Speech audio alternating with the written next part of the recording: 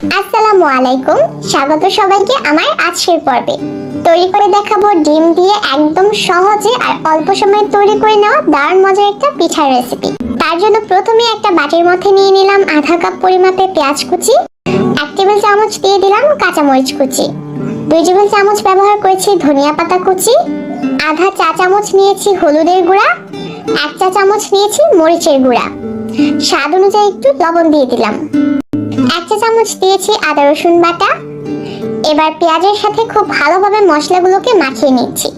ভালোভাবে যখন মশলাগুলোকে মাখিয়ে নেওয়া হয়ে যাবে তখন এর মধ্যে আমি 2টা ডিম ভেঙে দিয়ে দিলাম। খুব ভালোভাবে মাখিয়ে নিচ্ছি ডিমের সাথে। সবকিছু যখন একসাথে ভালোভাবে মিশিয়ে নেওয়া হয়ে যাবে তখন এর মধ্যে আমি দিয়ে দিলাম 1 কাপ পরিমাপে পানি।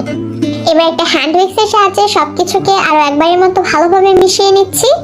আর ভালোভাবে মিশিয়ে নেওয়া হয়ে গেলে এর মধ্যে দিয়ে দেব 1 কাপ পরিমাপে ময়দা। আপনারা চাইলে এই ডিম পিঠাটা তৈরি করার ক্ষেত্রে ময়দার পরিবর্তে চালের গুঁড়াও ব্যবহার করতে পারবেন। এতে করে কিন্তু পিঠাগুলো আরো বেশি মুচমুচে হবে। ভালোভাবে ময়দার সাথে এবার মিশিয়ে নিচ্ছি।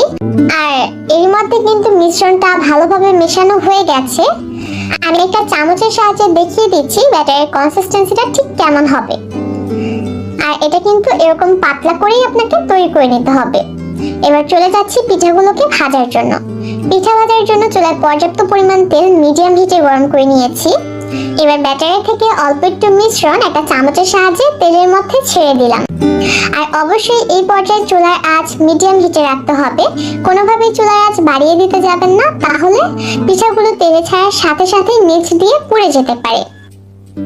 যখন মনে হবে নিচের অংশটা হালকা একটু ভাজা হয়েছে তখন এই পিঠাটাকে উল্টে দিচ্ছি। আর এভাবে করে উল্টে পাল্টে হালকা বাদামি রং হওয়া পর্যন্ত এই পিঠাগুলোকে ভেজে নিতে হবে। এবার পিঠাটাকে চুলা থেকে নামিয়ে নিচ্ছি আর একইভাবে করে বাকি পিঠাগুলোকেও তৈরি করে নিব।